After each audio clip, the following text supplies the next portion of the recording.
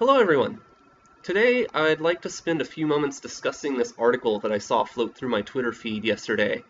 To say that this article sickened me would be overly dramatic. Disgust, also a little too strong, but sadden is appropriate. This article saddened me. It's the kind of article that makes you're not sure if you want to facepalm or cringe or just shudder, but it's just sad. And I think it's one of the more clear examples I've seen recently of how social justice ideology is having a rather harmful effect on modern women. I'll let you be the judge, but it totally amazes me how the young lady who authors this article manages to paint herself as a completely passive non-agent in the situation that she describes. She's like a passive doll being swept along by her own actions. She describes her own actions, but as the story goes on, it's as though she's watching from a third-person perspective or something. By the end of the story, she's convinced herself that everyone had a role to play in what happens here except for herself, despite the fact that she initiates, closes. She is the main actor in this story, and yet, from how she tells it, you would think that she was just a passenger. It's kind of stunning. So the article is titled Fkn White Boys, and I'm sure that the double meaning is intentional here. Fucking white boys. We're just the worst, you know? Okay, so it's about 2 a.m. when Sam and I walked down the empty hallway, passing by the painted murals and the bedrooms of my snoring housemates. We had been eye-fucking each other all night, and the sexual tension had built to a point where neither of us could contain our cheeky smiles. As we turned the corner, we met face to face. Already knowing the answer, I put my arms around his neck and bluntly asked, "Could I kiss you?" What happened next was an instant exchange of sexual desire. Without a thought, our lips and pelvises pressed up against each other as we made out against the thin co-op walls. I led the way to my bedroom as we quietly snuck past the room he was supposed to be staying in, past the housemate he was supposed to be fucking. Was it luck that she had conveniently left him alone for a couple of hours? Or had I really mastered the art of seduction? I could swear I've heard feminists say dozens of times that men will have sex with anything that moves, and that men have no standards, and that women have no difficulty getting dick whatsoever. But okay, yes, you have mastered the art of seduction. You walk up to a guy, initiate contact, and ask, "Can I kiss you?" And then you go have sex. This sounds really tough. But wait, there's more! It didn't matter, because on my flowery bedspread, under the twinkly string lights, it was a race to get naked. I untied my white blouse as he helped unbutton it. We pulled off his sweater, and as I sat on top of him, feeling his stiff denim jeans, I relished in the success of my sexual pursuit. It wasn't until I began to unbuckle his belt that I noticed the hesitancy in his big blue eyes.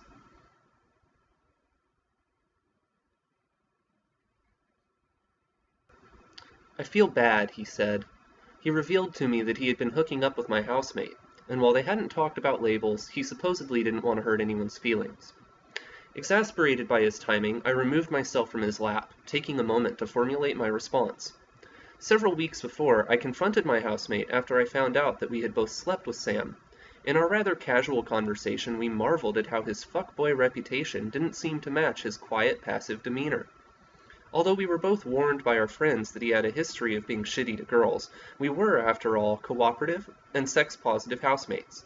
We encouraged the other person to go for it, even though I knew her quirky Wes Anderson aesthetic meant she was more likely seen as girlfriend material.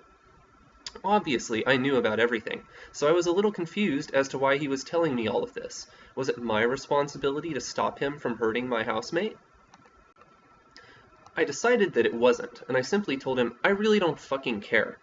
I've seen my fair share of assholes, and if he was going to be a fuckboy, I wasn't going to be the one to comfort his guilt. Wait, what the? Hold the fuck on. Explain this to me for one moment.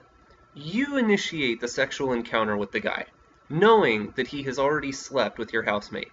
Him, knowing that he has now slept with both of you, but doesn't necessarily have any strings attached to either of you, lets you know that he is starting to feel bad about how your housemate may feel. And you, already having talked to your housemate about the sexual arrangement of your fuckboy fuck toy that the two of you are sharing like some sort of sex object, you decide that instead of telling him the truth and saying, hey, we already talked about it, she knows, I know, it's no big deal, fun is fun, right? Let's just continue. You decide to say, I really don't fucking care. Do you not fucking care about your housemate's feelings?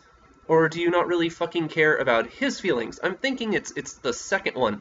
This is not enthusiastic or affirmative consent here. You are continuing a sexual encounter in spite of his feelings of hesitation, which he's expressing to you actually out of concern for your housemate.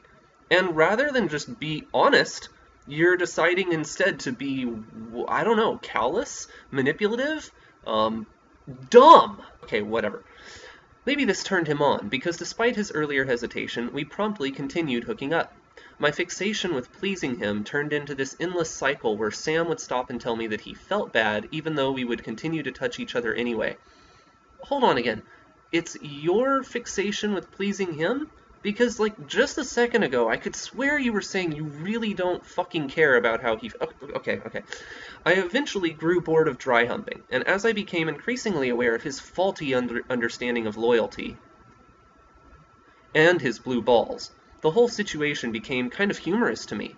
I cynically told him that I didn't know he had feelings, to which he responded he was trying to have fewer of them. I told him he had such a great moral conscience.